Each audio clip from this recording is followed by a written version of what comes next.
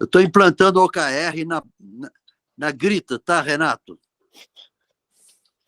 Como é que está indo? Estou me divertindo pra caramba. Agora, os objetivos já foram feitos, agora nós estamos priorizando. Não tem braço para todas as ideias. E isso é uma coisa que eu constatei.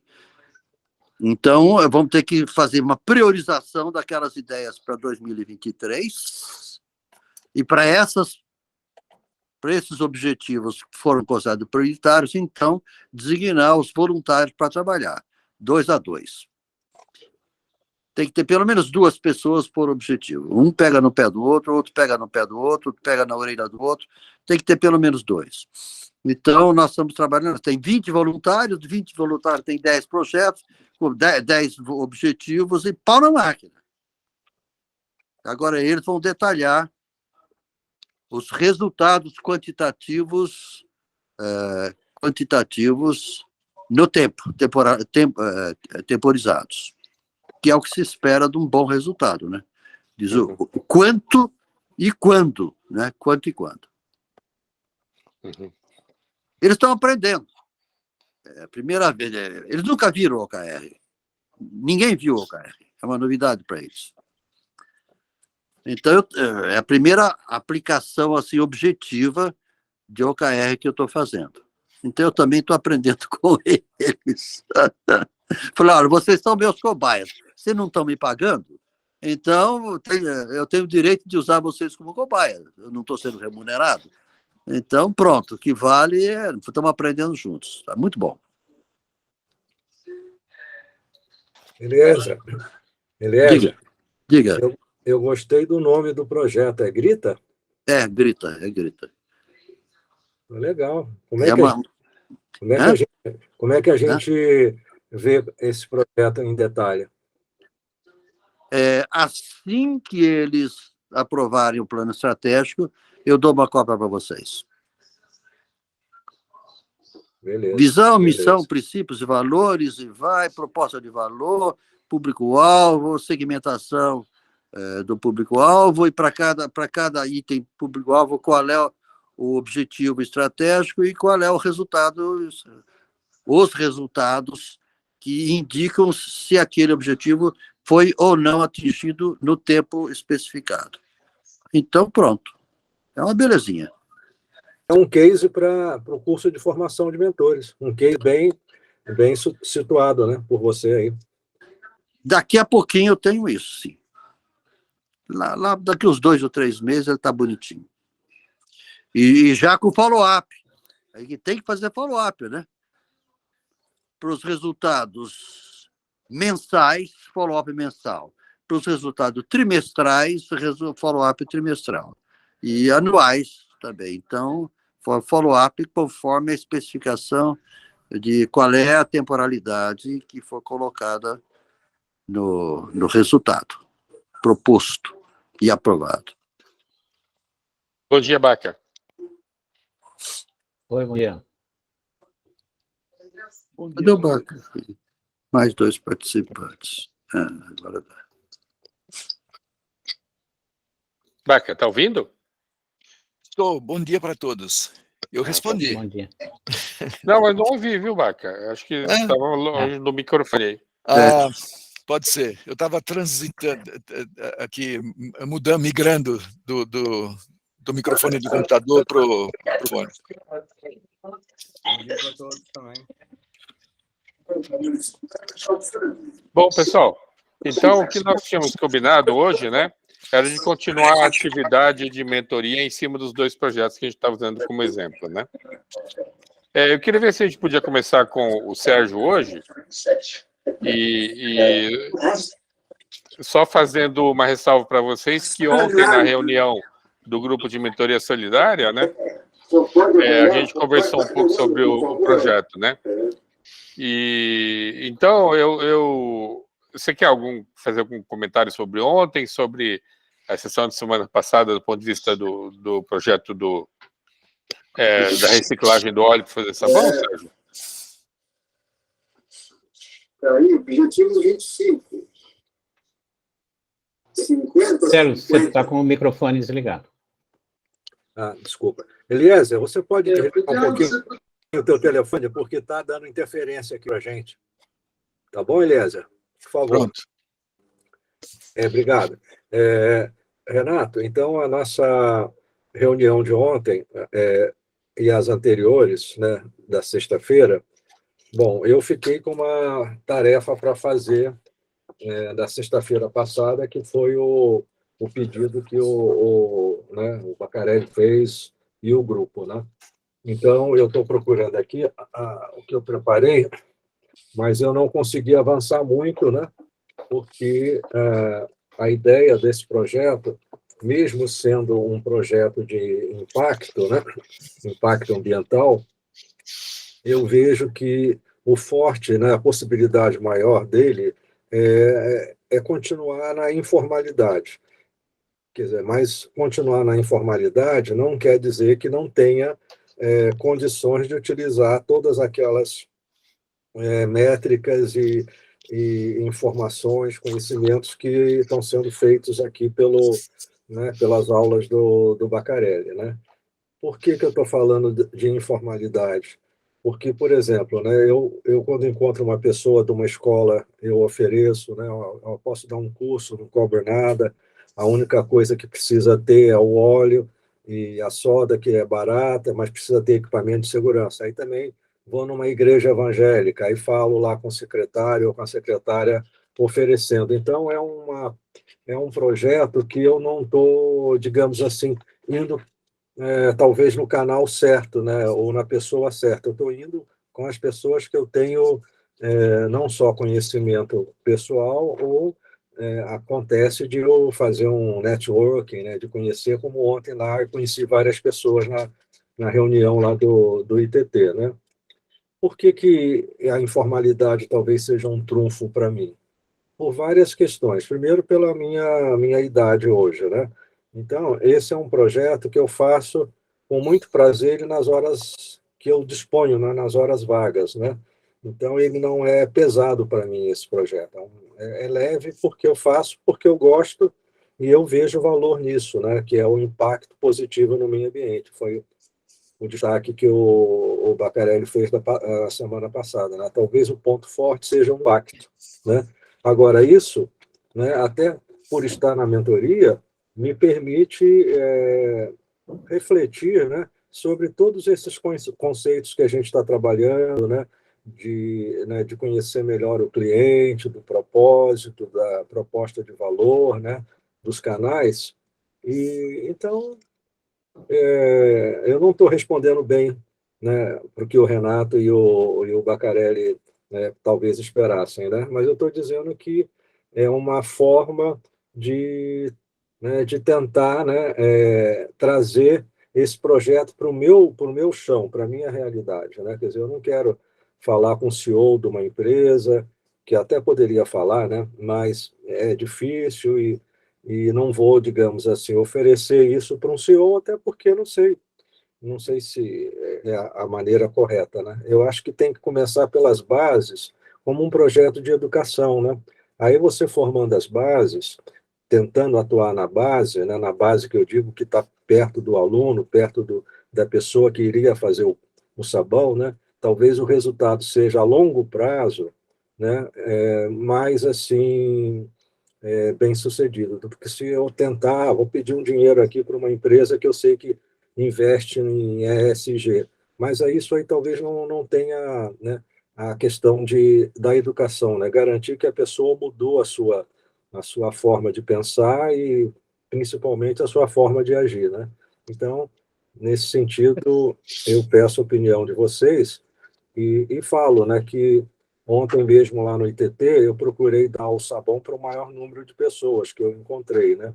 Mas com muito cuidado, né? E até com respeito, né? Porque se eu for oferecer um sabão para uma pessoa que eu não conheça, né? Até fica meio diferente assim, né? Mas para aquelas pessoas do ITT que eu pude entregar o sabão, foi pedindo depois que fizesse uma avaliação, né? Que me ajudassem a melhorar a qualidade desse sabão, né? Então, eu já também agradeço todos colegas que mandaram links e mandaram informações e que continuaram me ajudando, né? Com a parte de comunicação, a parte de técnica também, né?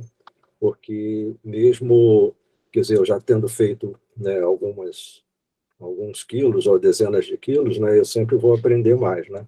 E isso aí é um forte da educação, né? Criar essa corrente. Agora, Renato, você gostaria que falasse sobre a reunião de mentoria de ontem ou exatamente o quê? Qual é o ponto para que eu não entendi bem? Que ontem a gente conversou sobre o seu projeto, né, Sérgio? No final das contas, eu ouvi muitas sugestões ontem, né? Sim, sim. Só para fazer um resumo disso, só. Porque eu queria comentar sobre a questão das boas práticas, né? Que eu acho que tem o que aconteceu ontem, né? Revela a necessidade de a gente seguir metodologia, porque senão se gasta muito tempo conversando sobre um projeto, só que de uma maneira em que acontece muito nas mentorias, né? De as pessoas ficarem relatando experiência pessoal. Não que as experiências pessoais não sejam importantes, né? Mas no final das contas, as experiências pessoais, elas, assim, no caso de reciclagem, de consciência ambiental, né? Muita gente tem o que dizer. E ontem apareceu muita questão do plástico, né? As pessoas dando testemunho sobre ver praias com muito plástico, a questão do microplástico, de que isso pode estar indo para os animais e a gente consumir esse microplástico, né? Tudo isso é verdade e tem significado para as pessoas, mas foge do projeto. Então, acaba que torna evidente a necessidade, né, de que, durante o exercício da mentoria com os projetos, se não ficar focado no objetivo, no propósito do projeto, acaba que a mentoria fica ineficiente, porque usa-se o tempo de uma forma que realmente não gera resultado para o projeto em si. Então, o primeiro comentário que eu queria fazer sobre essa questão em termos de boa prática, né, é isso de que a gente tem que, como mentores, né, a gente tem que focar realmente no propósito do projeto. E por mais que a gente queira, né, fazer relatos pessoais, na maioria das vezes isso acaba não contribuindo efetivamente para aquele momento e acaba que consome o tempo da reunião em torno disso. Então, nesse sentido, né, também esse testemunho do Sérgio de como ele quer, as condições, né, que ele quer tocar esse projeto, né, ele quer fazer nas horas vagas, que é o projeto que ele toca de forma independente, né, isso é uma coisa importante para a gente considerar no caso da mentoria de projetos de impacto, né, porque essa limitação, né, essa abordagem, ou a forma como o empreendedor de impacto quer tocar o projeto, na verdade, ela é uma limitação que estabelece o tamanho da oportunidade. No caso de startup, quando a gente trata desse assunto, a gente trata no assunto de potencial de mercado. A gente, na aceleração, a gente trata em termos de TAM, SAM e SOM, que é Total Addressable Market, Serviceable Addressable Market e Service Obtainable Market, ou seja, são divisões do mercado, em termos do mercado total que a oportunidade gera, o mercado total daquela solução específica que está sendo oferecida e, por último, qual é o target de mercado. E uma boa parte da discussão que a gente tem com as startups na aceleração é de realmente criar uma visão sobre um mercado que seja realmente uma boa oportunidade para investimento. Agora, isso não é o caso aqui. A oportunidade que o empreendedor de impacto procura é como essa que o Sérgio está descrevendo. de um projeto que ele quer gerar consciência, né, da responsabilidade das pessoas no aspecto de geração de resíduos, né, mas dentro das condições dele de que ele se dispõe a dedicar ao projeto, como aposentado e como uma pessoa que quer tocar isso de maneira voluntária, né, dentro do tempo livre que ele tem. Então, isso é uma coisa importante no caso dos projetos de impacto, de a gente entender isso. E acho que o caso do ITT também, assim, também os voluntários, até as pessoas envolvidas todas no projeto do ITT, em alguns casos, tem outras atividades, né? Então, tem uma limitação de tempo também. E acho que isso determina qual é a oportunidade que existe para o projeto em termos de tamanho de mercado. Pode falar, Tiba. Sim, eu não sei se o Sérgio chegou a ver, eu mandei umas sugestões para ele pelo WhatsApp, mas eu acredito que a limitação de tempo e de tempo de dedicação, na verdade, não é que seja uma limitação ao projeto em si. Eu acho que ele pode modificar o projeto de forma a conseguir a replicação que ele deseja de impacto, né? Mas sem que isso venha a consumir muito tempo dele, né? Talvez consuma algum tempo agora no começo, né, Sérgio? Né? Até você estruturar as coisas, mas depois você pode procurar parcerias para poder replicar esse projeto. Não sei se você chegou a ver a última mensagem que eu mandei para você pelo WhatsApp, não é? De ontem à noite, né? De projeto de um reator, Eu mandei né? ontem à noite uma mensagem, não sei se eu mandei hoje também, eu acho que eu mandei hoje também alguma coisa, mas não sei. Mas a ideia é isso, né? É você replicar isso, mas não você fazendo tudo, não. Você pode licenciar outras pessoas para fazer, né? Isso aí, quer dizer, é um jeito. Por isso que eu falei de patente, lembra que eu falei para você o negócio da patente? A ideia da patente não é você querer ganhar dinheiro com a patente, até poderia, se for o caso, né? Mas com isso você consegue replicar, tem muita gente fazendo a coisa, você licencia para esse pessoal todo fazer, algo assim, né? Então aquela ideia que eu falei da patente, na verdade, é mais para isso, né? Ah, tá. Não, e você falou também de produzir, fazer um reator, né? Projetar um reator para que essa reação Exatamente, você faz porque seria, você seria essa porque a patente. A patente seria do exatamente, reator. porque você Ah, falou tá. que não embora a produção seja artesanal, mas não é produção de qualquer jeito, como a minha avó fazia, usando banha de porco e cinza de fogão a lenha e outras coisas, né? Quer dizer, é artesanal, porém tem que respeitar algumas coisas algumas regras de segurança, algumas condições de contorno que realmente isso você conhece muito bem. Então, a questão de você projetar, seria projetar um negócio simples, né, de maneira que possa ser replicado facilmente, né, então, e isso sim podia ser divulgado e as pessoas reproduzirem, replicarem isso, né.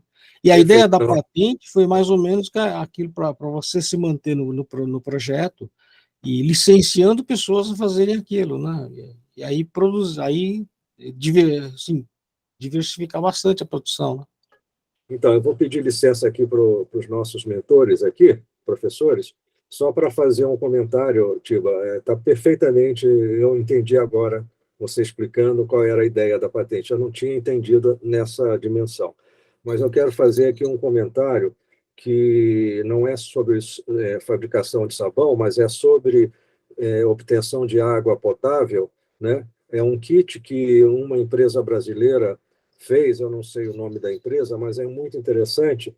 Essa empresa conseguiu recursos e doou não sei quantos centenas de kits ou dezenas para a Ucrânia, porque lá na guerra eles estão sem condição de ter água potável. Então, essa empresa aqui do Brasil, eu vi nisso num boletim, né? Conseguiu, quer dizer, já tinha esse projeto, né? Faz tipo um kit, né? Que é transportado, né? Tem os filtros, tem as decantações, é coisa pequena que dá para levar quer dizer, num container, né, de 1 m3, né? Então, doou vários desses kits, né, que simplesmente liga lá na água que precisa ser filtrada e depois a saída joga num tanque de água limpa que vai ser usada pela população. Só para dizer que isso aí resolveu um problema seríssimo, né? Uma contingência que, quer dizer, normalmente as pessoas nem precisam ter esse kit, né? Quer dizer, agora foi usado lá na Ucrânia, está sendo usado na Ucrânia, mas era para ser usado em fazendas aqui no interior do Brasil, locais extremos, assim, na Amazônia, né? Então, para você ver uma ideia que não é tecnologicamente complexa ou avançada, mas resolve, né? Quer dizer, tem um impacto, né, positivo muito grande. Então, agradeço, Carlos, Stiba, e vou considerar, sim, essa ideia de desenvolver um kit, ou com patente, ou sem patente, mas para garantir que isso aí possa ser mais escalável, né? Eu não tinha essa visão, mas agradeço, sim. Passo a palavra. Bom, eu estava comentando, então, sobre a questão de identificar a oportunidade, né? Eu estava ressaltando o fato de que nos projetos de impacto, a oportunidade que existe ela é determinada principalmente pelo objetivo, pelas condições em que o empreendedor de impacto está enxergando naquele projeto. Então, a gente está vendo no caso do Sérgio aí, né? Que ele quer fazer um projeto de destinação de óleo usado, quer conscientizar pessoas que geram óleo, que podem estar poluindo o meio ambiente no descarte desse óleo, e quer usar esse resultado, que é o sabão, destinar para pessoas também que vão se tornar consumidoras daquilo e que, com isso, também vão adquirir uma consciência, né? De que um resíduo como o óleo, né, óleo queimado de cozinha, pode se transformar num produto que dá uma destinação responsável, né, para aquele resíduo, sem que ele se torne uma agressão ao meio ambiente. Pelo menos é assim a visão que eu tenho do projeto do Sérgio. Não é um projeto tipo de gerar uma propriedade intelectual. Se a gente estivesse falando de uma startup, uma empresa comercial, né, aí seria natural dizer que a tecnologia teria que ser protegida, porque aquilo é uma condição importante na competitividade da empresa. Não é o caso. Talvez fosse até o contrário de dizer para o Sérgio, Sérgio, você poderia compartilhar essa propriedade intelectual. Podia ser uma forma de aumentar, ampliar o alcance e influenciar mais pessoas, se, ao invés de proteger essa propriedade intelectual, o Sérgio fizesse um processo ao contrário, de disseminar isso de maneira aberta, como se faz com tecnologia de open source, né? Que é o contrário da patente. O open source abre a tecnologia para qualquer pessoa usar, como a Tesla fez isso há alguns anos atrás, né?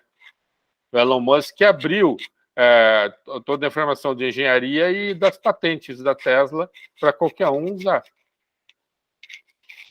Nesse sentido... Eu acho que pode ser mais ou menos nesse sentido mesmo, é isso mesmo.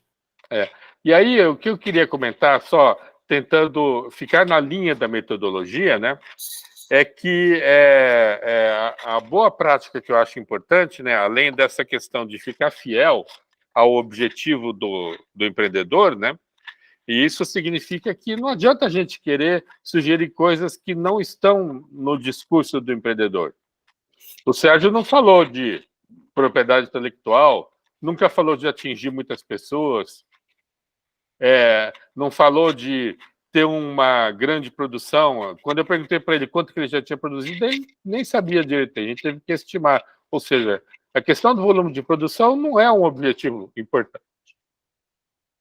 Então, porém, no relato do Sérgio, eu acho que aí tem algumas coisas interessantes, porque o Sérgio relata que, tudo bem, tem as pessoas que têm o óleo queimado, né, o óleo usado, ou seja, esse é um dos clientes, vamos dizer. Vou chamar de cliente para a gente poder andar, tá? Pode até ser que essa pessoa que origina o óleo, né, que origina o resíduo, na verdade, ele seja um parceiro no modelo de negócios, tá? Eu não vou chamar de cliente porque, em princípio, ele recebe um valor. O Sérgio tem como objetivo do projeto dele gerar um valor, que é destinar o resíduo que essa pessoa está gerando e oferecer a ela uma consciência sobre a questão ambiental. Então, se a gente considerar ele como um cliente, né, o valor que aparece dos relatos do Sérgio são estes. Uma destinação correta do resíduo, sem que esse resíduo se torne uma fonte poluidora, né? E a pessoa também ganha uma consciência ambiental. No relato do Sérgio, aparecem outros clientes que não são tão claros. Primeiro é o consumidor do sabão, que o Sérgio não coloca como cliente, mas eu entendo que ele consome um dos resultados do projeto, que é o sabão em si.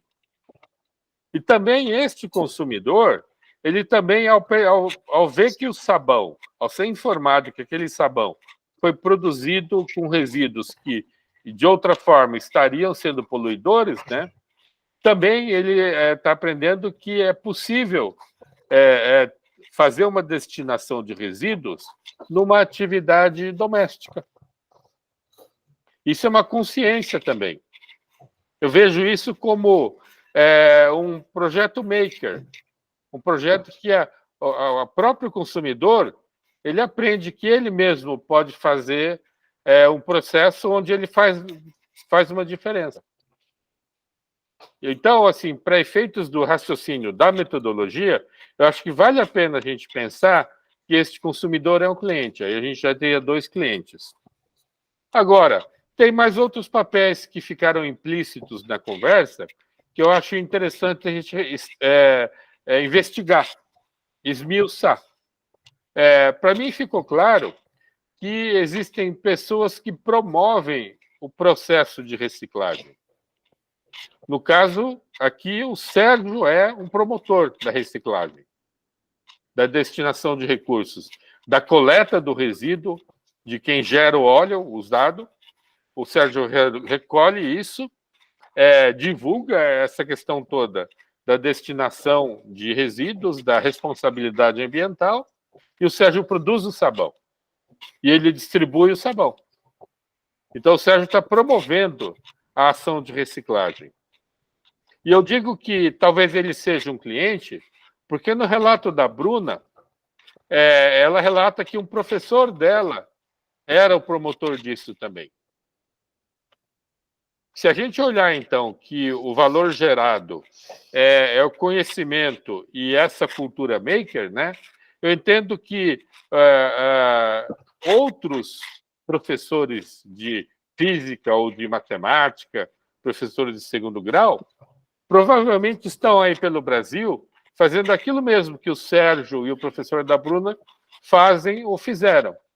Ou seja, promovendo para alunos o conhecimento desse processo de reciclagem. Então, seria um terceiro cliente, pessoas que promovem a reciclagem em si. O quarto cliente que eu vejo são os alunos, como a Bruna, que eles estão num processo que eu entendo que é um processo muito similar ao que a gente vê com o Arduino. No caso do Arduino, a gente tem alunos que aprendem pensamento computacional, aprendem cultura maker e aprendem uma tecnologia e tornam isso, transformam isso em algum resultado. No caso da reciclagem do óleo para a produção de sabão, eu entendo que é muito similar, porque os alunos, como a Bruna, eles aprendem um processo, aprendem que ela mesma pode fazer, e isso motivou a Bruna a querer estudar química, que é justamente o que a gente está querendo com o Arduino.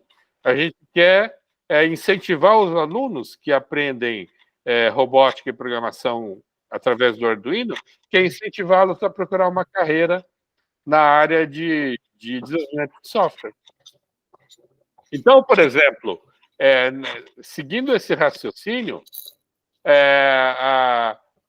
se a gente aplicar o mesmo raciocínio que a gente está aplicando no Arduino, aplicar para essa reciclagem de sabão, a gente está dizendo, professores, os professores a gente poderia incentivar os professores a oferecer uma disciplina eletiva de química nas escolas de tempo integral. Ou seja, usar processos químicos para reciclagem de material e, com isso, trabalhar na destinação de resíduos e na consciência ambiental. Faz sentido, Sérgio? Como é que isso bate com o que você enxerga do projeto? Olha, bate totalmente, mas eu não tinha ideia de quantos clientes eu tinha, né? Então foi muito bom essa colocação que você fez, né?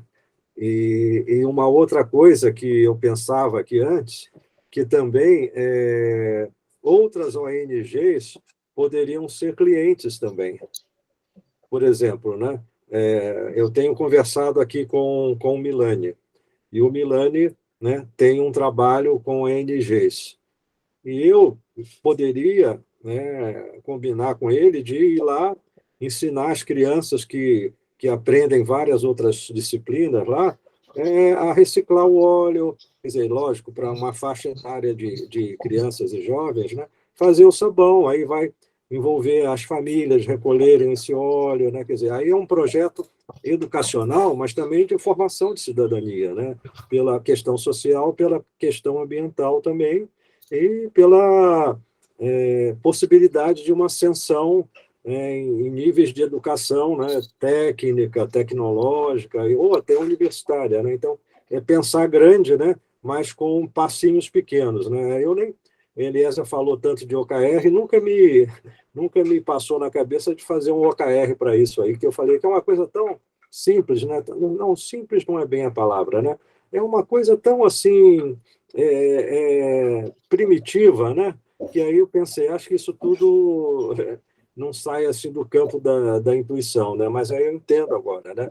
E a metodologia, ela dá conta de tudo, né? De tudo isso, desde que você faça essas sínteses, né, que você está fazendo, Renato, assim, no sentido de reflexão, né, para trazer isso. E uma coisa que já foi falado, você mesmo falou, que os condomínios, tanto de prédios, de casas, né, que já têm, digamos, uma consciência, os condôminos que já têm uma consciência mais ambiental, poderiam ser também essas pessoas, né, que promoveriam a reciclagem nos seus ambientes lá, né, de moradia, né, como também nos seus trabalhos também, né, porque as pessoas que estão em idade de trabalho, né, trabalham em empresas ou online ou offline, né, presencialmente, né, elas também poderiam propor projetos voluntários lá também, né?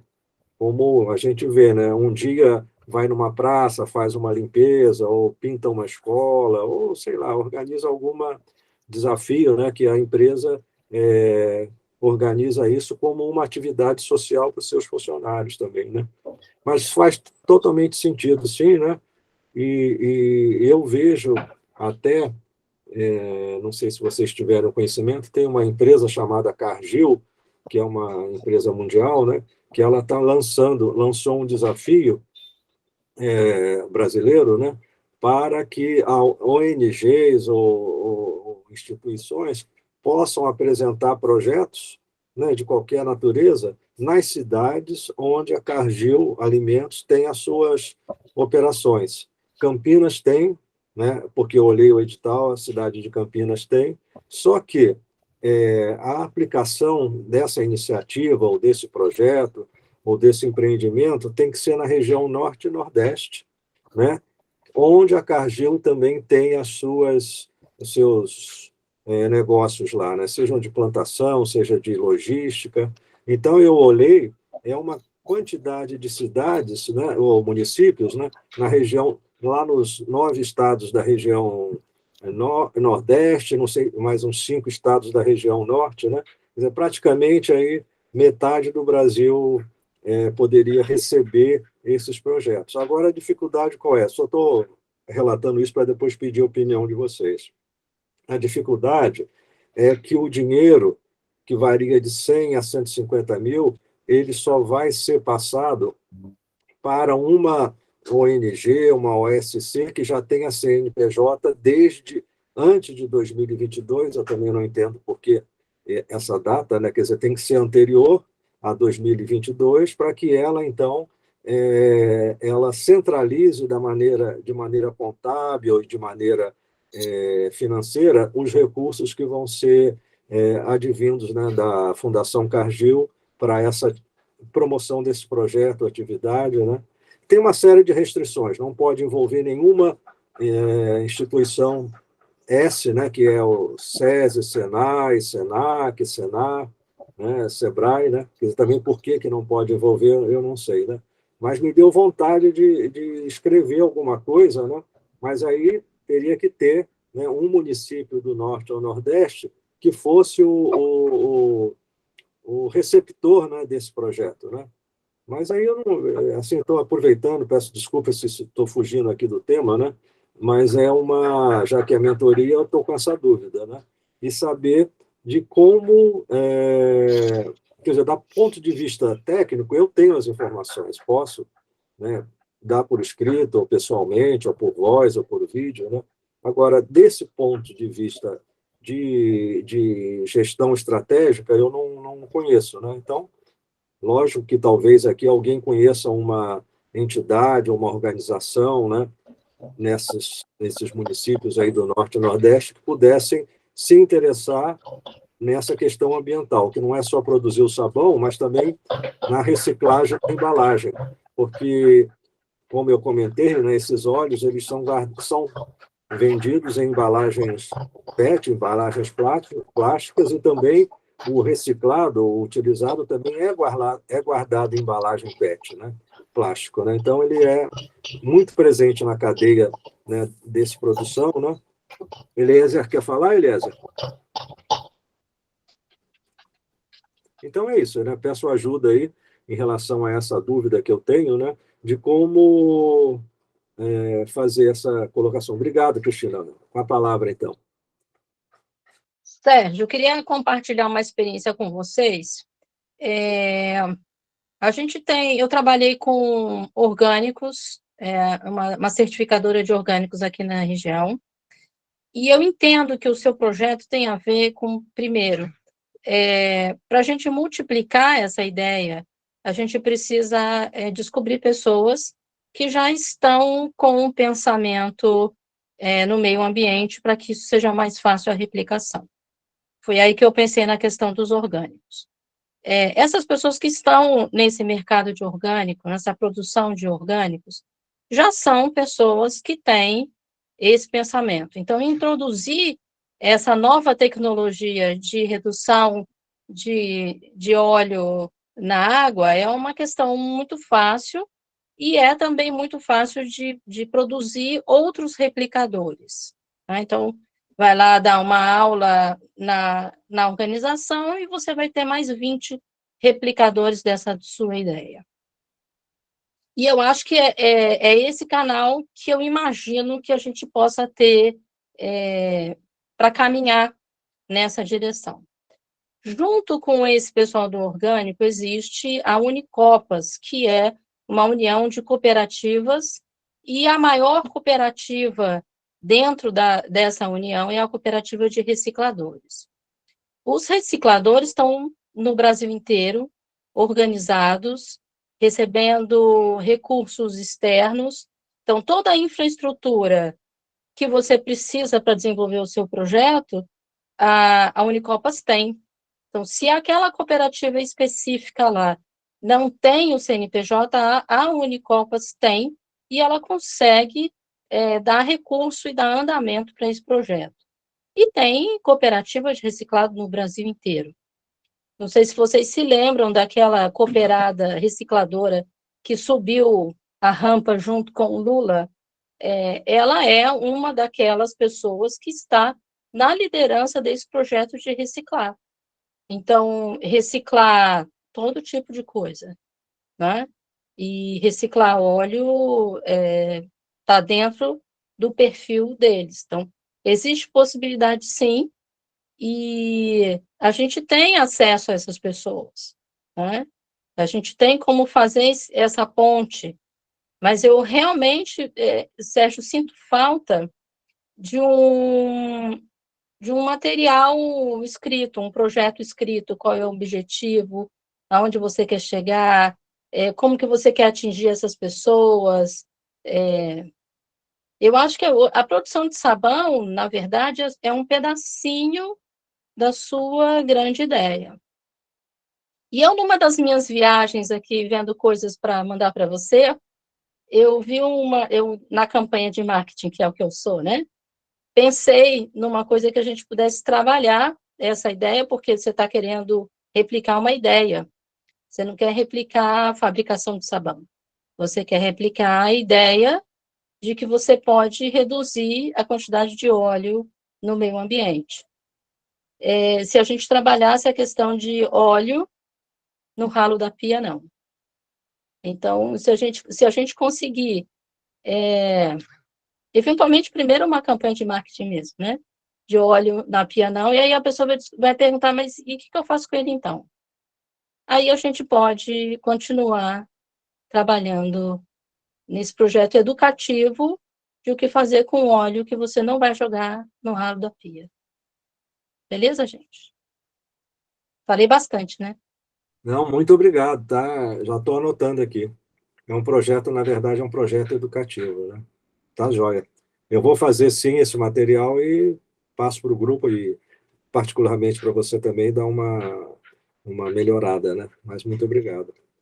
E a Copas, você tem contato com a União das Cooperativas para já olhar o site, para ver se tem realmente um lugar que já faz sabão ou não, né? Você conhece, então, o site?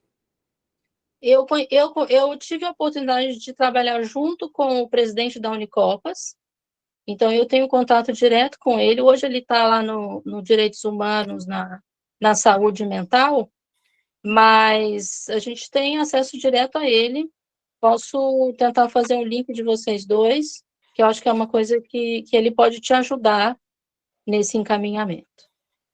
Tá bom, muito obrigado, Cristina. Ótima sugestão. Muito obrigado. Bom, só queria comentar sobre o relato que o Sérgio fez das ONGs, né? Porque talvez as ONGs também sejam um cliente do projeto do Sérgio. E aí a gente estaria falando de 5, né? Porque antes eu tinha comentado 4 e agora, nesse relato de agora que o Sérgio fez, acabou aparecendo que a ONG pode ser a quinta, o quinto cliente, né? O que caracteriza cliente e é diferente de parceiro, né? Porque o Sérgio citou também empresas como a Cargill, né? Que aí, no meu entendimento, elas são parceiras. Qual que é a diferença? Um cliente, ele obtém valor daquilo que o projeto concretiza. Ele se beneficia da proposição de valor do projeto. O parceiro-chave, ele não necessariamente obtém valor do projeto em si, mas ele contribui para a construção do valor. Então, eu entendo que essas empresas que têm projetos de apoio de reciclagem, né, elas não querem vender nada.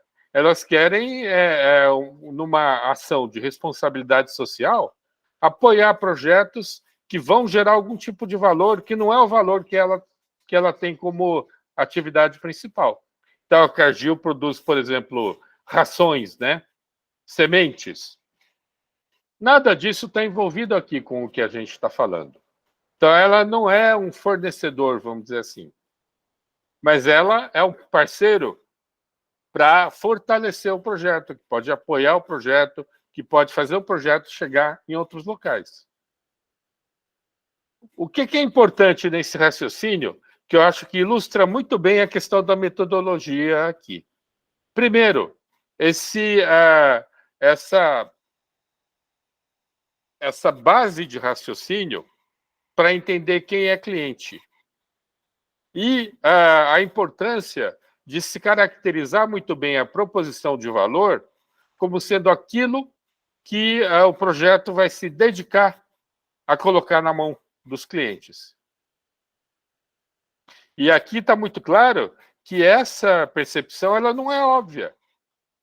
Mesmo os empreendedores, como o caso que o Sérgio está dizendo, e também no caso do ITT, essa discussão apareceu na semana passada, né? De caracterizar bem quem são os clientes. Se você não caracteriza com clareza, com uma segmentação bem feita, quem é o cliente, como é que você vai descrever a proposição de valor que você vai construir para esses clientes? Então, esse exercício é um exercício chave da mentoria. A gente enxergar que, na maioria dos casos, o próprio empreendedor não caracterizou bem o cliente-alvo. E muito menos caracterizou a proposição de valor, aquilo que ele está se propondo a gerar para cada um desses clientes. Mas vocês veem que interessante, quando a gente olha os segmentos de clientes, tem duas coisas importantes para a gente perceber. No caso do Sérgio, quando a gente fala do consumidor que gera óleo, que gera o resíduo, cara, assim, o que vai acontecer com essas pessoas que jogam o óleo usado na pia da cozinha, no ralo da pia da cozinha? O que vai acontecer com eles? Cara, em alguns meses ou anos, ela vai ter que chamar alguém para desentupir o encanamento e limpar a caixa de gordura. Vai ter que limpar a caixa de gordura mais vezes. Não acontece isso, Sérgio? Perfeitamente. Então, você está gerando um valor para a pessoa que ela não pensa. Ela falou, cara, não jogue o óleo na pia da cozinha. Você vai entupir o seu encanamento e vai te dar um problemaço. Vai começar a vazar a caixa de gordura no fim de semana, e aí você vai conviver com aquele mau cheiro, aquele monte de barata na sua caixa de gordura, e você vai ter que mandar limpar a caixa de gordura uma vez por ano, quando, na verdade, você poderia mandar lavar isso a cada 3 anos. Isso é um argumento forte, mas que o Sérgio não está usando. Então, a empresa que limpa a caixa de gordura é concorrente do Sérgio? Não, ela vai querer mandar, ela vai fazer um bonequinho de voodoo do Sérgio, vai querer matar. Porque eu não sei quem tem a experiência de chamar essas empresas, mas vou te dizer, viu? A bandidagem ali não é fácil, não.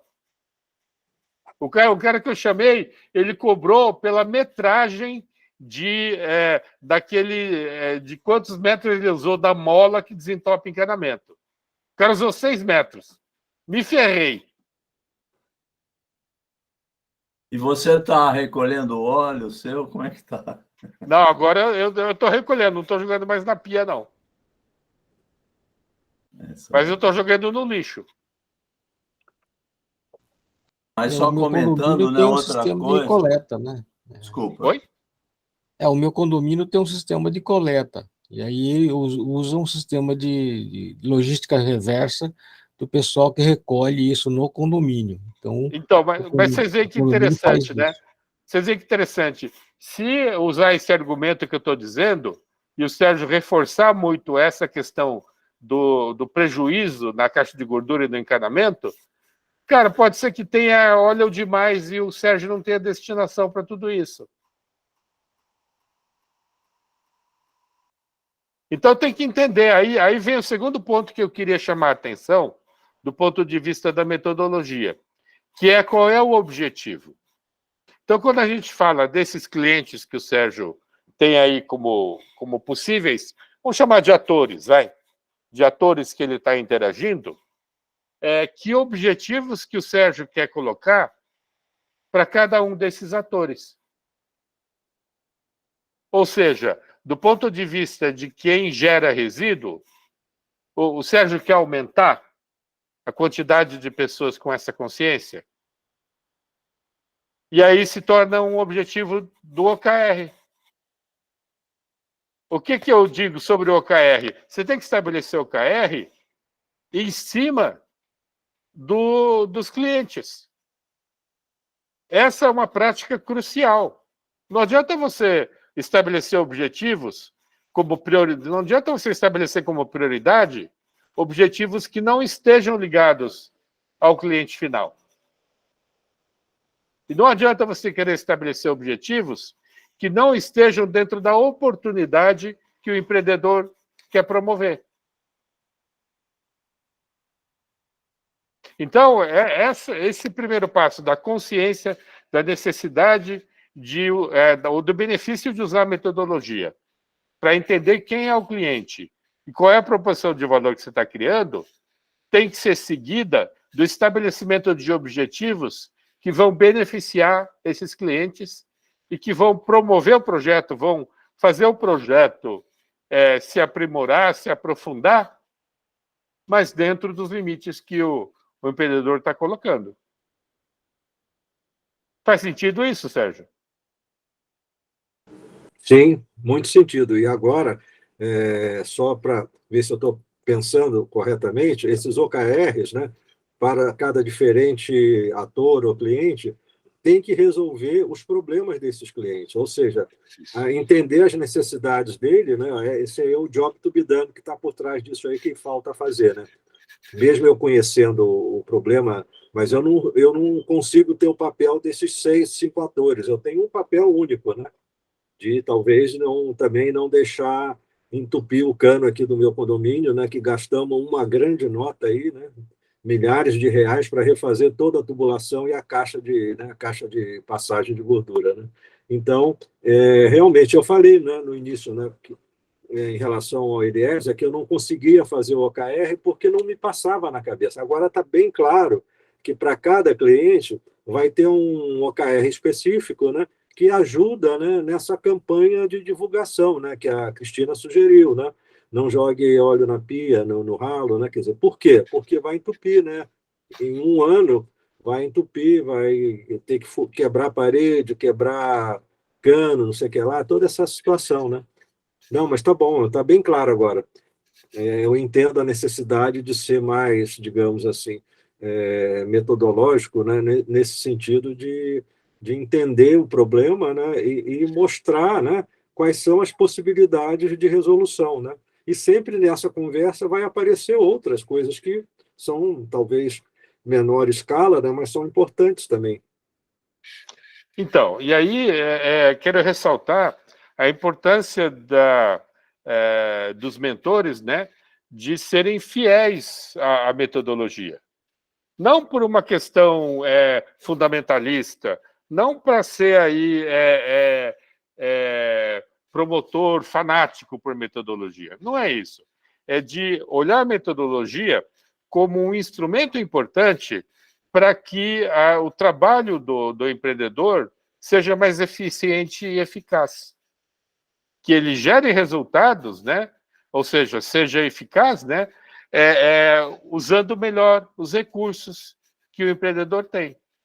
Ou seja, dentro do tempo que o Sérgio se dispõe a dedicar ao projeto dele, como é que ele pode ser mais eficiente, gerar mais impacto, mas dentro das limitações e dentro da oportunidade que o Sérgio quer desenvolver.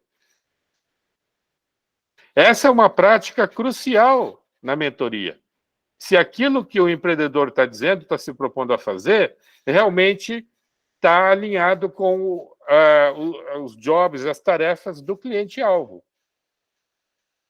A gente não pode se dar ao luxo, a gente como mentor, não pode se dar ao luxo de tratar de assuntos que não vão gerar o benefício para o cliente do ponto de vista de tarefas que ele quer realizar.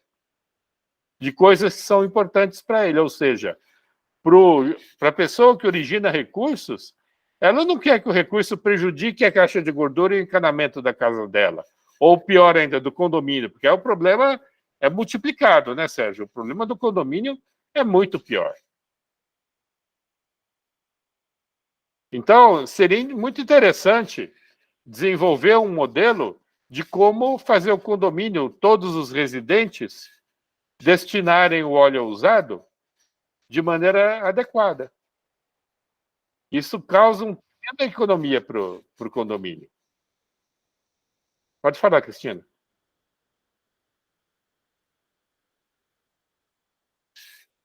Tá muda, Cristina. Você tem ideia Sérgio, a cada litro de óleo que a gente compra no supermercado, na nossa compra do dia a dia, o quanto isso impacta, o quanto a gente desperdiça quando a gente joga isso fora? Porque aí está na política reversa, que eu acho que é onde entra a Cargill nesse projeto dela aí. Ela é responsável pelo resíduo do óleo que ela produz. Olha, eu assim não tenho ideia, mas teria que conversar com as pessoas que trabalham em cozinhas industriais, né? Que tenha mais esse senso, essa sintonia fina, né? Mas depende do usuário, né? Se é um lugar que faz muita batata frita, né? Tipo McDonald's, né? Ele vai ter que ter uma logística reversa super afinada, né? Todas essas lanchonetes, né? Agora, se é um restaurante normal, isso aí cai tremendamente, né? Porque até pela questão do custo, né? Quem que vai querer desperdiçar, né? Isso Mas, aí. mas posso deixar o Milani falar, depois eu complemento. Obrigado. Eu até mandei para o Sérgio outro dia, né, que eu vou aqui no Bar do Coxinha, aqui em Barão Geraldo, né? Que vontade. Toda quinta-feira a gente tem cadeira cativa lá perto da torneira, então chama a mesa da torneira, né? Bom, e aí eu estava lá outro dia e apareceu um cara que coletava óleo, coleta de óleo. Aí eu fui lá falar com ele, ele me deu até um cartão com o número para quem ele vende, né? Bom, do ponto de vista assim de utilização do óleo, né? Aquele cara vai lá a cada 15 dias e ele leva embora, ele troca, né? Ele leva embora 2 bombonas de 70 litros de óleo cada uma, tá? Eu considero o coxinha pequeno, né? Sei lá, é tradicional, mas é pequeno. Então, a gente tem que pensar, né, nesse estudo aí para poder verificar o que dá para fazer. Mas só como comentário que dá para ver, sei lá, visitar um plano aí para visitar todas o cara da feira aqui de Barão Geraldo também, que vende pastel, né? Quanto é que ele gasta tal, para estimar esse aumento de volume aí para o Sérgio, né? Só comentar. Mas, ô Milani, o óleo usado é comprado pelo reciclador ou é simplesmente Sim, doado? esse foi o ponto, né? O Ayrton, que é o dono do Coxinha lá que a gente conhece, é um mão de vaca daqueles, né? Ou seja, o cara me falou que paga para o Coxinha R$ 2,50 por litro, tá? Então, o Coxinha, a cada 15 dias, o Ayrton, né, que é o proprietário lá, a cada 15 dias ganha R$ 350, mais ou menos, acho que eu fiz as contas.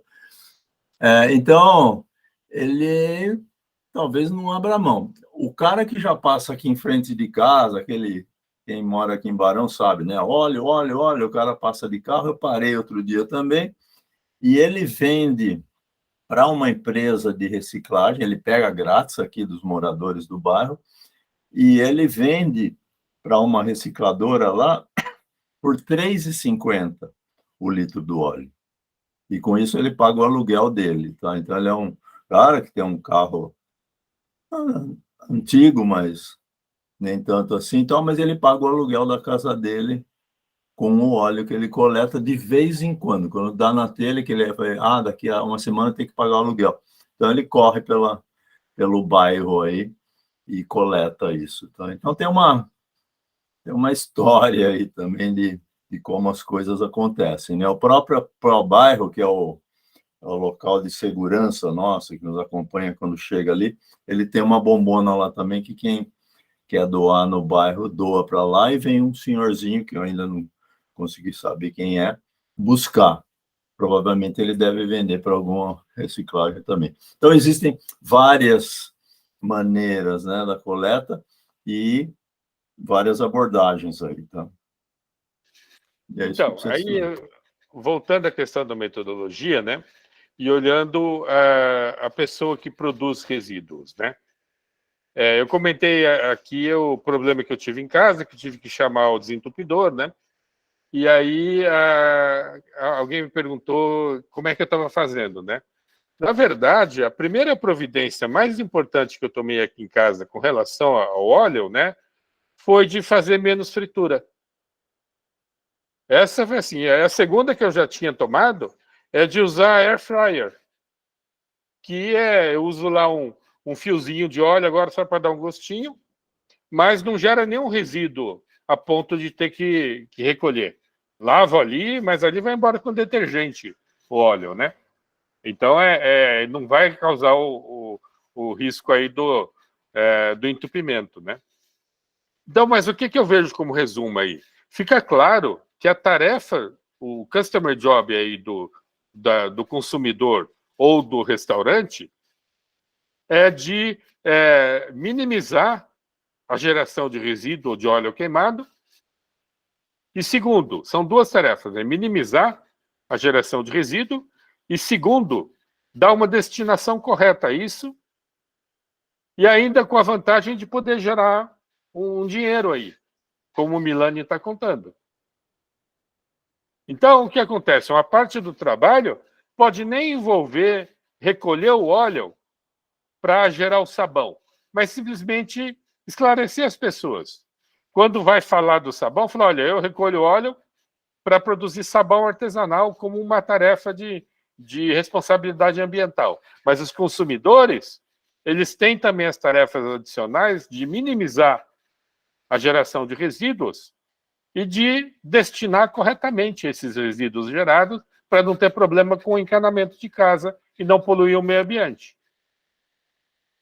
Isso poderia ser uma parte do valor que o Sérgio entrega, não necessariamente gerar o sabão também, mas simplesmente de entregar essa consciência e de que a pessoa vai ter o benefício de executar melhor essas tarefas dele, de gerar menos resíduo e de dar a destinação correta e uma destinação responsável dos resíduos gerados. Mas queria ouvir o comentário do Baca sobre essa questão do Customer Jobs e de identificação do cliente aí que eu estou explorando aqui nesses últimos minutos.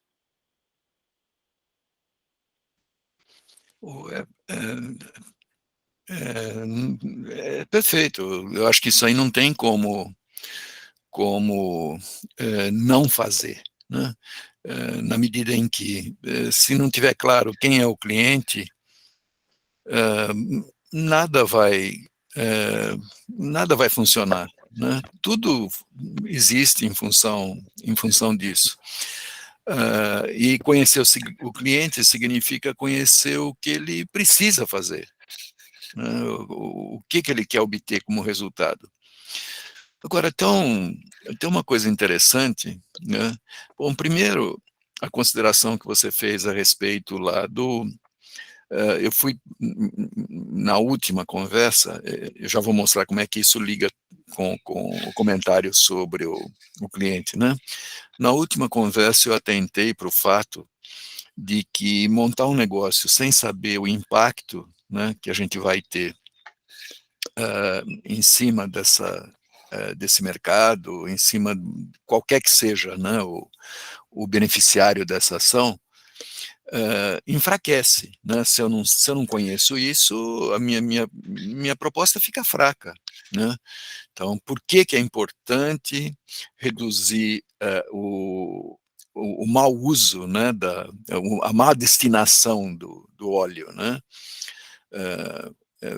Isso tem um impacto na natureza, tem um impacto na própria infraestrutura, né, em que a pessoa está inserida ali, que eu acho que é uma parte relevante do problema.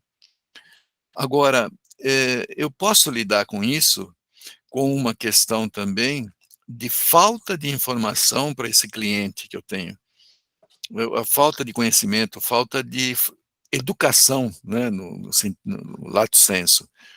Quer dizer, as pessoas não têm consciência de que jogar o óleo no ralo ali, tem consequências.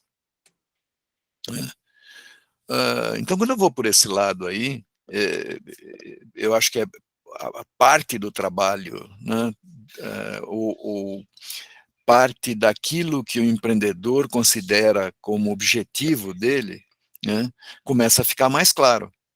Quer dizer, eu estou lidando com um cliente que não sabe a consequência daquilo que ele está fazendo também. Então, assim, aquela pergunta sobre o impacto lá no meio ambiente, tá? Eu acredito que eu estou entendendo o que Toy está falando, né, de não desvirtuar, né, não sair daquilo que é importante para o empreendedor, mas, no mínimo, o empreendedor tem que ter uma resposta para isso. E eu acho que o Sérgio, hoje, deu uma resposta. Ele falou, olha, eu quero fazer esse negócio dentro dessas bases aqui, dessas condições, essas são as minhas condições. Eu quero desenvolver esse negócio com esse investimento de tempo, esse investimento de financeiro, econômico, seja o que for. Então, está perfeito, né, a colocação que Toy fez logo no início, né, para a gente não sair daquilo que é a caracterização que o empreendedor está fazendo, do entorno não é a palavra, da fronteira, né, que ele está definindo, né, em torno do problema que ele quer resolver. Estou concordando. Agora, ter consciência de que o cliente está ali dentro daquela fronteira, qual é o cliente que ficou do lado de dentro da fronteira, né? E o que ele precisa, e como é que eu vou atender essa necessidade dele, não tem saída, porque senão a gente não está falando nem, né, de caracterização correta do problema e uma solução que seja efetiva para ele. Se eu não conheço o cliente direito, eu também não sei se eu estou resolvendo. Começa a ficar uma coisa que é muito mais, vamos dizer, uma inspiração minha, pessoal, como se eu colocasse aquilo como uma missão, né? Eu quero fazer isso. Eu posso estar exagerando, viu, Sérgio? E depois você precisa, assim, filtrar um pouco. Mas é como se fosse algo do tipo, olha, eu considero que é importante fazer isso, eu vou continuar fazendo, certo? Quem se interessar por isso, eu ajudo, né? Quem não se interessar, paciência, né? Eu não vou me incomodar com isso, né? Então fica uma coisa muito pessoal ali, né? Que é legítima, não vou dizer que não seja, né? Mas ela começa assim a tornar um pouco mais complicado a caracterização daquilo como algo que vai ter um impacto assim ampliado, né? Como um impacto maior. Então, eu acho que aí é que essa caracterização de primeiro lado do cliente, eu não tenho dúvida nenhuma que é importante fazer. Mas tem o lado também de que tamanho eu quero que isso fique, tá? E o que vai ser efetivo nesse tamanho, né? E não tenho dúvida nenhuma que isso é um atributo, né? Uma atribuição do empreendedor, do fundador. É ele que vai dizer, olha, de que jeito eu quero tocar isso, tá? O ponto que eu estou tentando eu tenho que balancear, né, um pouco essas coisas que eu quero fazer porque eu considero que é uma missão, que é importante, certo? E aí é como se fosse uma coisa, pelo exemplo, eu vou fazer direito e eu espero que as pessoas olhem para mim e percebam que é um jeito melhor de fazer as coisas, né? Então eu vou conquistar as pessoas pelo exemplo, né, e quem não percebeu que aquele é um jeito melhor, paciência. Ou eu vou um pouquinho mais longe e falo, não, eu preciso educar essas pessoas.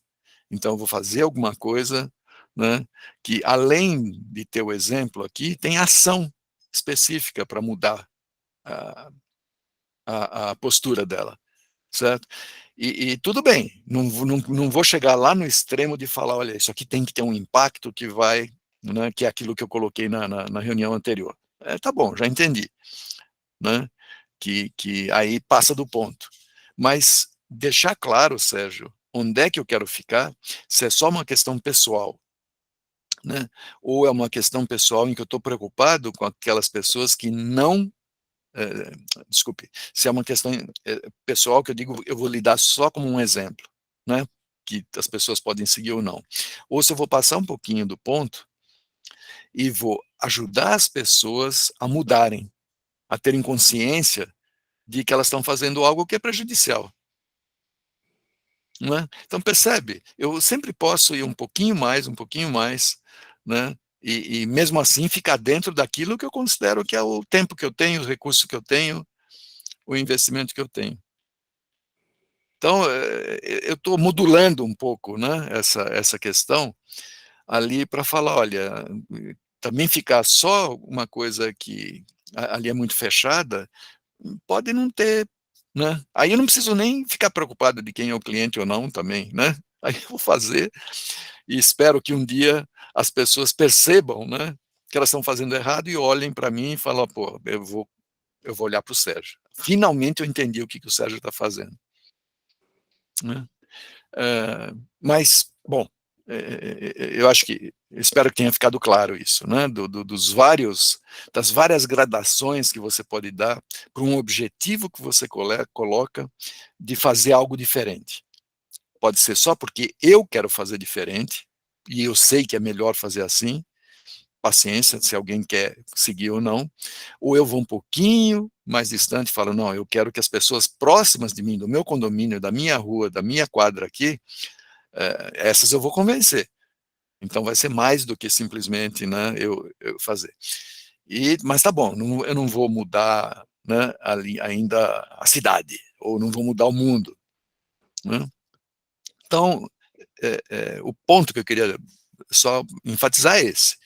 Para mim continua sendo importante ter essa percepção de aonde está o limite aí, né, da atenção, e com relação a quem é o cliente, quais são as necessidades dele e tal, é fundamental, isso é parte da metodologia, mais do que, né, e o Toy ressaltou bem, não é só uma questão de que é porque da metodologia eu tenho que fazer, não, é porque se eu não fizer, eu não sei nem como, né, eu estou sendo efetivo ou não ao configurar a minha solução para alguém, porque se eu não sei quem é a pessoa, o que ele está precisando, como é que eu sei que né, eu estou fazendo da melhor maneira possível?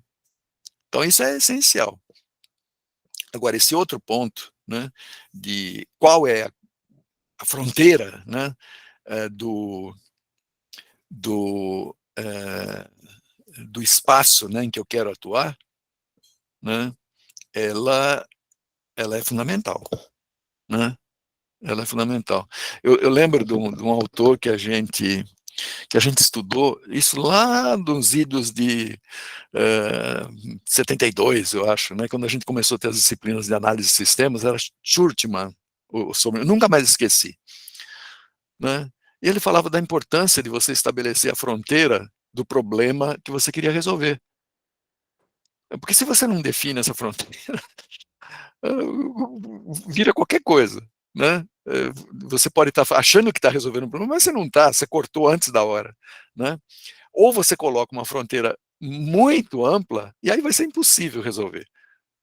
Né? Então, o que casa com o que Toy está falando. Né? Então, essa questão da definição do espaço em que eu quero atuar, e a partir daí, quem é o cliente lá dentro desse espaço, ou os clientes, né? Pode ter mais de um. E o que eu tenho que fazer para realmente atendê-lo nas suas necessidades, é o ponto de partida. Toy. Tá bom, obrigado, Baca. Bom, ressaltar o benefício de usar a metodologia, né? E como esse raciocínio ele se aplica a diversos casos, né? Então a gente pode aplicar esse raciocínio agora de analisar os atores ou clientes, né? Nessa própria atividade que a gente está fazendo aqui, de formação de mentores. Então, a gente está falando de pelo menos 3 coisas aqui. Primeiro, gerar o benefício para o empreendedor, que no caso do que a gente exercitou hoje foi o Sérgio. Segundo, de a gente praticar o uso da metodologia, ou seja, de realizar o resultado que a gente espera da formação de mentores. E terceiro, oferecer uma experiência para os mentores de como aprimorar a sua atuação de mentoria em cima de uma experiência prática. E isso tudo está ligado à questão do valor que a gente está gerando aqui nestas sessões, que, no final das contas, são a motivação para que os envolvidos aqui queiram participar do próximo capítulo, né? Meio que nem a Sherazade da Mil e Uma Noites, né? Que não termina a história numa noite para não morrer no dia seguinte, né? Então, a gente não terminou esse trabalho. Acho que fica claro que o Sérgio pode ou não fazer a lição de casa de procurar objetivos para cada um desses clientes. Ver quais são as prioridades que ele enxerga, do que ele quer fazer. E aí trazer esses objetivos na semana que vem para a gente continuar a mentoria nesse sentido. Tá ok, Sérgio? E okay. Isso é o que a gente também propõe para o ITT. O Aranha já saiu, né? Mas o Aranha disse que não pôde fazer aquela lição de casa. Mas vocês veem que também para o ITT, esse exercício de hoje, né? Ele aprofunda aquele problema que a gente viu na semana passada, de identificar a necessidade de identificar com maior clareza quais são os objetivos, né? Então, com isso, eu estou propondo para vocês que a gente continue o exercício prático na semana que vem, né? E queria terminar a reunião de hoje ouvindo aí os comentários de cada um com relação ao que foi a sessão de hoje, né? Quer começar, Tiba, por favor? O que deu para notar é que o óbvio não é tão óbvio assim, né? Aquela história, precisa ser dito também. É isso aí, Tiba. E é que é muito fácil a gente, como mentor, desviar do objetivo do empreendedor. Se a gente se apegar à disciplina da metodologia, né, a gente meio que cria uma defesa contra essa tendência natural que a gente tem de ficar dando sugestões, de ficar falando de assuntos que não vão beneficiar o empreendedor imediatamente, muito menos para a semana que vem. Então, a metodologia, a disciplina, é uma questão básica, é uma prática essencial da mentoria. Não é tão óbvio, é exatamente isso, tipo. E a gente tem que fazer o exercício na mentoria, né, de trazer a metodologia e falar como é que se aplica neste caso. E esse é o exercício essencial da metodologia. Sérgio, comentários, por favor. Estou anotando aqui para ficar bem claro para mim, né? Não, é isso mesmo, né? Você está cansado de falar, né? Nas aulas lá da disciplina M037 do Bacarelli, né? Que eu já sou aluno cativo lá, né? Ele repete, né? Todo o início, né? Do semestre, né? É a parte fundamental de conhecer, né? E é o que eu estou tentando fazer, né? E realmente agora estou anotando, né? Para que isso aí tenha um peso, né, específico, né? Até porque eu me propus colaborar na redação ou na estruturação, né, colaborativa aí da metodologia para a formação de mentores de impacto, né? Nosso grupo, né, tem essa proposta de tornar as reuniões, né, da mentoria solidária um pouco mais organizadas no sentido metodológico, né? E para isso, né, eu já conversei com várias pessoas e ultimamente também com o Valmir, né, para que isso aí tenha um formato, não é um formato acadêmico, não é nesse sentido, né, mas é um formato que possa ser aplicado por qualquer pessoa que tenha interesse, né, em levar uma atividade de mentoria para frente, né? Então, o próprio Renato Bacarelli falou também que não conheciam no Brasil, né, alguma coisa estruturada dessa forma que eles estão trazendo aqui para nós, né? Quer dizer, quem são os clientes, quais são os problemas a resolver, qual é a proposta de valor, e daí tirar os objetivos, né, como o Eliezer tem falado, os OKRs, né, os principais e depois os secundários, né? E isso é um exercício prático que nós estamos aliando, né, a construção da metodologia, mas de uma maneira reflexiva, porque estamos tratando de assuntos reais, né? Pode ser o caso do sabão, pode ser o caso do ITT, pode ser o caso do Arduino, né, do projeto Arduino, né, que eu acho também que é uma mola muito forte aqui para impulsionar essa discussão, né? E só queria não deixar de falar duas coisinhas. Primeiro, agradecer aqui a dica da Cristina das cooperativas, porque eu sempre olhei as cooperativas do ponto de vista da reciclagem de resíduos sólidos, né? Esses que realmente incomodam, né? Que não podem ser escondidos, eles não entram no ralo, né? Não dá para botar uma garrafa PET, jogar no ralo e esquecer, né? Agora, uma outra questão que é tão ou mais urgente, importante, são os resíduos líquidos, né? Então, eu estou falando agora do óleo de cozinha, que é conhecido de todos, mas existem tantos outros resíduos, né? Que não é o caso aqui de a gente tratar, né? Mas que são também muito importantes de serem tratados, né? E queria também perguntar, né, se esse exercício que eu vou fazer, eu posso, digamos assim, simular uma coisa que eu estava escrevendo antes aqui, mas não falei, né? Como se fosse um projeto de extensão que pudesse envolver várias áreas, né, do conhecimento. Por exemplo, da Unicamp, né, onde eu tenho mais, né, ultimamente, né, nos 20 últimos anos, contato, né? Lá tem estudo de química, tem mecânica, eletrônica, engenharia de alimentos, tem todas as áreas, né? Todas as áreas do conhecimento. E lá também tem um grande restaurante universitário que fornece 10 a 15 mil refeições, né? Tanto almoço e jantar por dia, né? Ali seria um laboratório também para se colocar em prática algumas coisas, né? Um projeto, como o Renato falou, né? Um projeto, né, que fosse mão na massa, né? Então, talvez, quando isso aí tiver avançado mais, essa metodologia, ele pudesse também ter uma característica de um projeto de extensão, porque aí está envolvendo alunos, né? No caso, a Bruna, né? A Bruna está no Estudo de Química, né? E na semana que vem ela vai trazer os colegas dela do Daily Crop, né? Que é um outro projeto que a gente vai conversar na quinta-feira.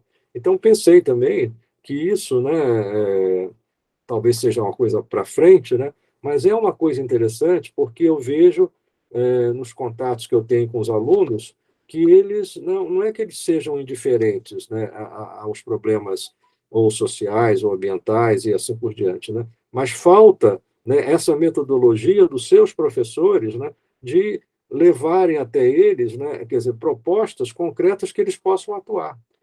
Problemas, né, problemas importantes e que estão ali do lado, só que a pessoa não está, digamos, vendo aquilo, né?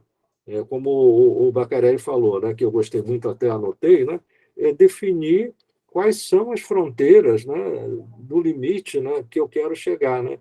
Então, se eu tenho essa fronteira ampliada, nesse sentido de uma universidade que só faz pesquisa e ensino, né, eu posso ter uma fronteira ampliada para a extensão universitária. E daí gerar startup, gerar oportunidades de interação, né? Mas isso é uma outra questão que eu também não quero usar muito tempo para isso, né? Mas agradeço muito e para mim está sendo um desafio prático, né? Porque eu tô usando dois chapéus aqui, né? Tanto o de aluno, né? E como também de empreendedor, aluno mentor, né? Quer dizer, eu me considero cobaia do experimento.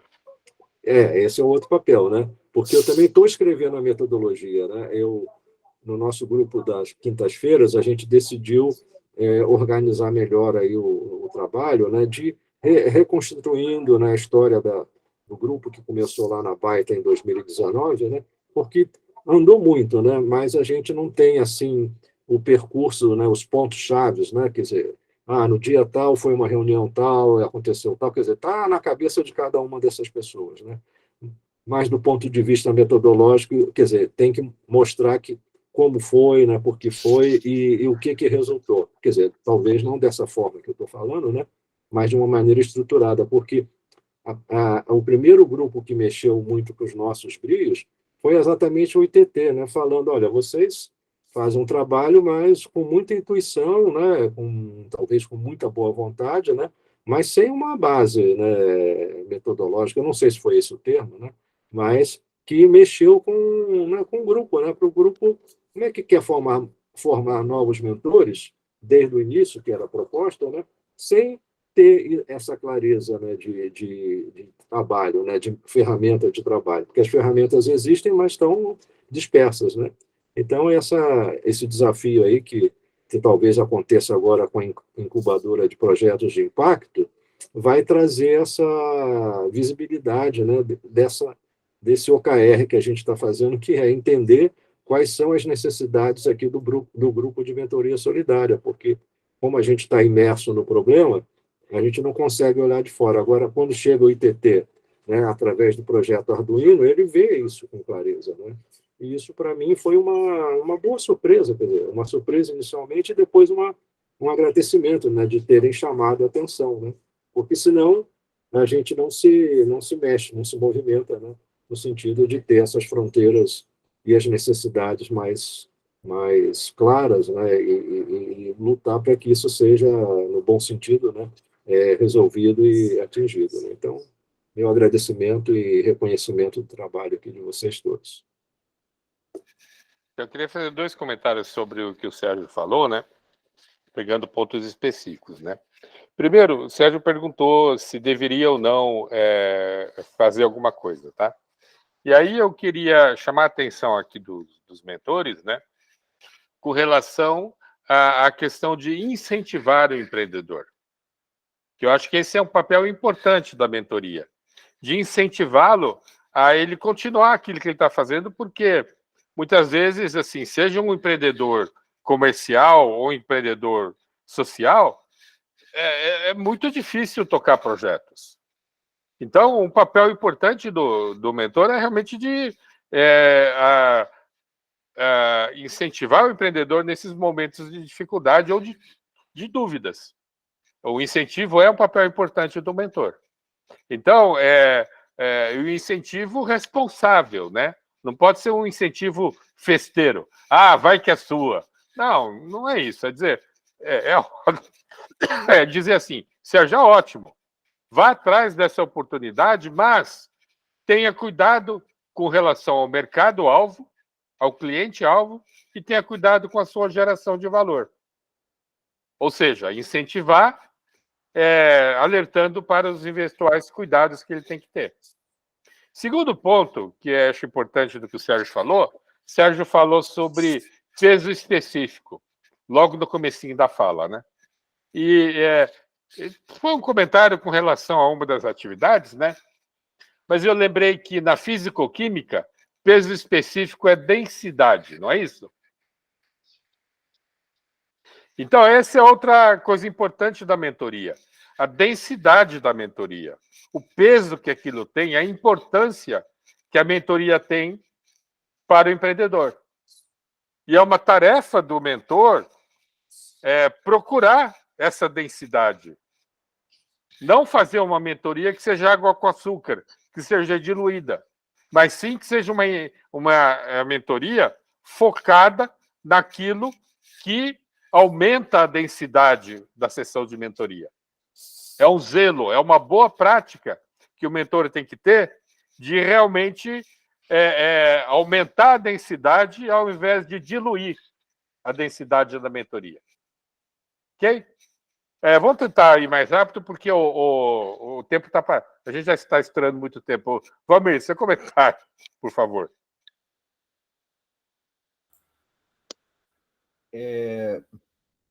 Com relação a hoje ao projeto do Sérgio, para mim, sinto falta, como a Cristina pontuou, eu sinto falta no material, pelo menos que seja um draft,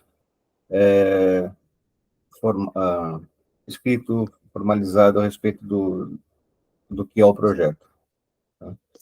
Eu sinto necessidade, gostaria de ter para as coisas ficarem mais claras.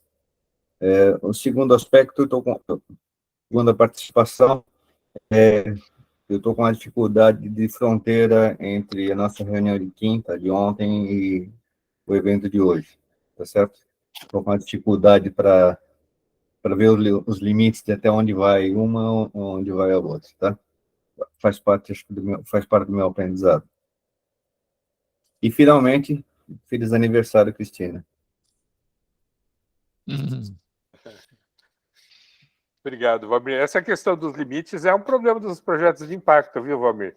É uma necessidade do mentor e se aclimatando e entendendo aquilo aos poucos, porque às vezes o empreendedor realmente não tem isso claro. Então, parabéns, Cristina, e seus comentários, por favor. Ô, Sérgio, eu penso que clareia as ideias quando a gente começa a fazer o briefing, né? Eu acho que é melhor você rasgar o papel e começar de novo, né?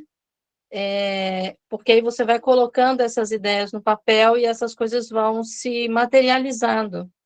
Para ver, não é por esse caminho que eu quero aqui, não, isso aqui não vai dar o resultado que eu quero.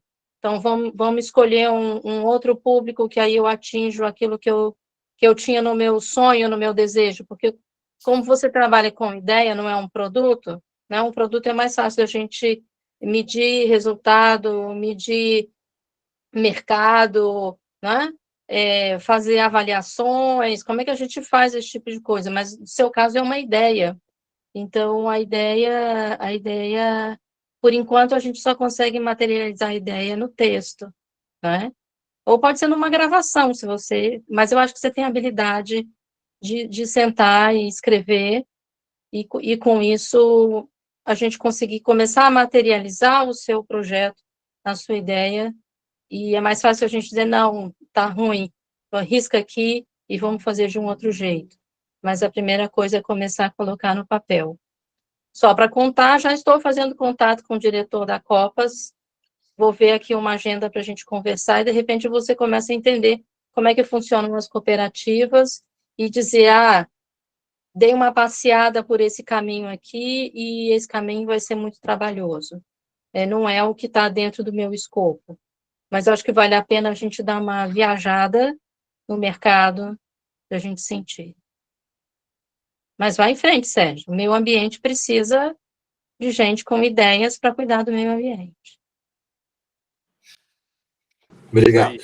Incentivar o Sérgio. E, Sérgio, essa conversa, né, que a Cristina está sugerindo, né, seria muito interessante se você conduzi-la no sentido de entender customer jobs desse parceiro, né? Mas, Milani, comentários, por favor. Bom, o projeto do Sérgio, acho que é muito interessante, acho que todo mundo gostaria de ter, ou seja, precisa ir para frente, quer dizer, é um futuro nosso aí, ou não. Aproveitando, né, o assunto para o ITT, eu acho que agora a gente tem que, Carlos, o Andrei estava aí também no call, a gente fixar na metodologia. A partir de ontem, os contatos todos que a gente tinha feito e recebeu os feedbacks das pessoas ontem, né? Encontrar realmente parceiros. A gente tem as pessoas e tem os acessos à inteligência de como delimitar e conhecer o mercado, né? O Andrei trabalha lá com o MEC em Brasília, então, normalmente nas reuniões do ITT, ele fala assim, bom, temos tantas escolas com internet, o Grisendi ontem comentou, né? Ele está implantando redes por aí afora, 50 escolas, né? Então, eu acho que o ITT tem muito material das pessoas que fazem parte dele e amadurecendo com uma metodologia dessa, eu acho que a gente vai poder delimitar bastante a nossa abrangência, digamos assim. Acho que é isso. Não sei o que vocês acharam de ontem, mas eu achei bem legal. Parabéns Oi, por ontem. pessoal. Então, um belo evento. Pode falar, Andrei. Oi, desculpa. Estou por aqui ainda, só peço perdão aí por duas questões. Eu entrei atrasado. A agenda das últimas semanas aí estão meio complicadas para mim. E eu vim buscar menino na escola, aquela correria nossa aí de todo dia. Eu estou sem a imagem aqui, mas eu estou atento desde da hora que eu entrei. Bom, queria falar um pouquinho sobre a questão do projeto do Sérgio, muito interessante, que em Brasília a gente tem poucas iniciativas como essas e eu acho que faz toda a diferença aí, tanto ambientalmente quanto socialmente também. Eu acho que tem uma pegada muito bacana. E por que não pensar, inclusive, amarrar uma coisa na outra, sabe? Levar isso para as escolas. Eu sei que escolas não são grandes produtoras de resíduo, né? De óleo, enfim, ainda bem, né? Porque tem a questão de saúde pública envolvida também, né? Mas eu acho que dentro da escola a gente consegue várias camadas num projeto como esse, que vão além dessa questão da coleta, né? De ensinar isso para as crianças vão levar isso para casa, enfim. É uma cadeia aí muito interessante que a gente pode pensar em utilizar, né? Um projeto como esse dentro dos projetos do ITT para as escolas, já que a gente tem um foco na educação. Aí falando um pouquinho do que o Milani trouxe, né, Milani? O Rezende, eu conversei com ele ontem, já era quase de madrugada, ele falou realmente que te encontrou no evento, que vocês conversaram bastante e tal. Esses projetos todos, e ele gostou muito, tá? Aliás, quem não gostou, né, foi um evento muito bacana, infelizmente, assim, não pude estar, mas acompanhei todo o tempo online. Parabéns aí para todo mundo, dos envolvidos e para a sociedade, sobretudo, né, porque eu acho que de agora para frente a gente vai conseguir fazer um trabalho bem bacana.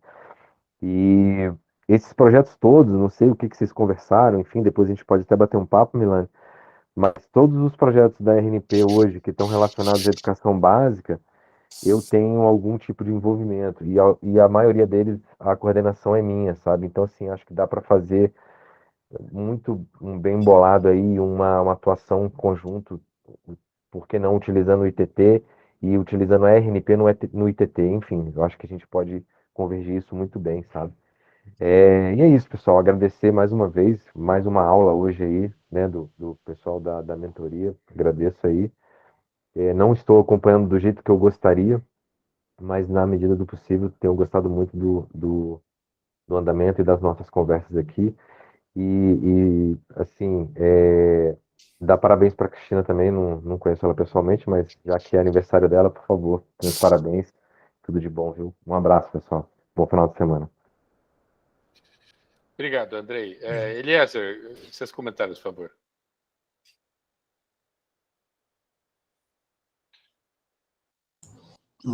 Renato, eu estava pensando comigo o seguinte: a metodologia é importante, está cada vez mais claro para mim que sem ela é andar meio na escuridão, tropeçando aqui, tropeçando ali.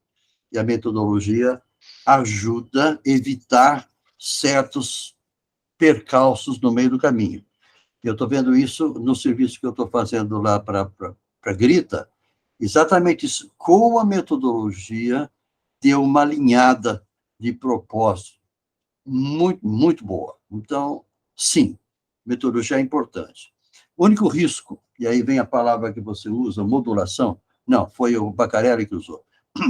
O único risco que nós temos que evitar é não deixar a metodologia ser um fim em si mesmo. Ela não pode ser um fim em si mesmo. Ela tem um fim próprio, tem um propósito, é muito útil. Mas a gente se agarrar só dela e perder a substância, fica um esqueleto vazio. Então, gente, um pé na metodologia, mas outro pé no laboratório experimental. E é o laboratório que vai dar sentido na implementação daquilo que a gente aprendeu na metodologia. Então, as reuniões de quinta-feira são reuniões de laboratório. De laboratório. Então, é importante ter o laboratório, sim. Na sexta-feira, a gente pensa um pouco teoricamente, mais intelectualmente. Mas sem o laboratório, a metodologia fica vazia. Obrigado, Eliezer. Eu diria que não é só laboratório, não, né? Acho que talvez essa seja a fronteira entre quinta e sexta. As reuniões de quinta são produção, são mentoria real e projetos reais. Enquanto o que a gente está fazendo aqui, eu diria que é uma meta-mentoria. A gente está falando sobre mentoria, enquanto na quinta a gente está praticando mentoria real ali, tem que gerar resultado concreto para os empreendedores. Baca, comentários, por favor. Bom, parabéns, Cristina, antes de mais nada. E bom, Toy, eu acho que você resumiu agora, era uma preocupação, eu estava vendo a pergunta, né, que acho que foi o Valmir que fez, né, sobre a questão da separação de quinta para sexta, isso estava na minha cabeça também, acho que você respondeu. E essa questão de como é que a gente lida, né, com duplos chapéus, né, como no caso do Sérgio, né, que ao mesmo tempo alguém que está praticando a metodologia, mas é alguém que é o empreendedor também, que traz o problema para servir de prática para a mentoria, ela é interessante, né, porque não é comum acontecer, né, e tem que tomar um certo cuidado aí para, né, para não deixar misturar demais as coisas, né, e uma coisa atrapalhar a outra, né. Então, eu acho que é muito profícuo, né, esse tipo de trabalho, em que a gente entra para aprender metodologia, mas já usando casos reais, né, para aplicar. Também essa questão de perceber onde, de que jeito, né, essa metodologia, ela é uma ferramenta, né, que no fundo é o que Eliezer quis dizer, mas como é que usa bem essa ferramenta? Toda ferramenta nova, né, quando a gente pega, a gente tem que dar uma olhadinha como é que faz para usar. Nesse caso, é uma ferramenta que não veio junto com o manual, né, e no fundo, o que está acontecendo aqui é que a gente está escrevendo um manual de uso da ferramenta. Né? Então, só dá para fazer esse exercício com gente madura, né, e consciente dessa dificuldade e que sabe que vai ter que ser aos poucos, né, que isso vai acontecendo, que a gente vai ganhando essa prática. Lá na aceleração, a gente já descobriu a história da aprendizagem em espiral, né? Que a cada vez que a gente fala da mesma coisa, do mesmo conceito, quando a gente retorna, né, a gente retorna com uma visão mais amadurecida daquele assunto. Tá? Então, eu acho que ter essa consciência de que mesmo tendo todo esse cuidado, esse interesse, esse foco, né, em dominar uma ferramenta para colocar ela em uso, a gente nunca vai ter esse domínio completo na primeira vez que a gente chegar numa conclusão. Vai ser a conclusão daquele momento, por estágio em que a gente está. Né? Daqui um mês, daqui 2 meses, passados 2 ou 3 novos empreendedores, novos empreendimentos, né, pela mentoria, e a gente atuando como mentor, a gente vai estar no outro patamar, vai falar, tá bom, agora eu percebi mais um detalhezinho aqui sobre como usar essa ferramenta da melhor maneira. Tá? Então, eu estou achando que, nesse sentido, a gente está dentro do mesmo barco, né, e com a consciência de que ele tem essas peculiaridades, né, esses duplos sentidos, às vezes, no caso do Sérgio, essa questão de que é uma ferramenta, mas eu preciso fazer a prática junto, como Eliezer falou, porque só com a ferramenta é difícil também saber, posso até entender conceitualmente, né, como é que ela funciona, mas se eu não tento colocar em prática, não vão aparecer as dificuldades. Né? Então, estou achando que a gente está no caminho, Toy. Tá bom, esse comentário com relação à metodologia como ferramenta, né? E o comentário tanto do Eliezer quanto do Baca, né? E a imagem que eu vejo como muito interessante também é de que a gente pode olhar a metodologia como uma chave que serve para abrir uma determinada fechadura, um determinado cadeado e abrir uma porta. Então, a ferramenta também ela tem um uso específico. Tanto na chave quanto na ferramenta, não adianta a gente querer usar essa ferramenta ou esta chave para uma coisa que não é aquilo que é a função dela. Uma ferramenta, se você usar uma chave Phillips num parafuso de fenda, não vai funcionar e pode estragar os dois. A chave também, se você usar a chave na fechadura errada, não vai abrir. A imagem que eu aprendi uma vez foi de que quando você usa a chave na fechadura certa, aquilo é uma chave. Quando você pega alguma coisa e tenta aplicar onde não serve, aquilo não é mais chave, virou um chavão. Então, metodologia não pode ser um chavão. A gente não pode pegar as frases da metodologia e tentar aplicar em coisas para as quais ela não serve. É isso que eu chamo de fanatismo e fundamentalismo também. A gente tem que ter o cuidado de saber, é para esta chave que funciona, é para esta fechadura que funciona esta chave de metodologia? Vai abrir esta fechadura mesmo? Então, esse é um cuidado importante para a gente ter no uso de qualquer metodologia, no final das contas, né? Agora, só para então encerrar, a gente fez 2 sessões de conteúdo e vamos partir agora para uma terceira sessão de uso prático. E eu acho que é inevitável e muito mais importante a gente exercitar todos esses aspectos da metodologia, tanto do ponto de vista do aprendizado, quanto do ponto de vista de obter resultado a partir do uso da metodologia. Então, semana que vem, eu proponho que a gente se aprofunde no caso do ITT, né? Mesmo que o Aranha tenha dito que não conseguiram fazer lição de casa, não é grande problema isso.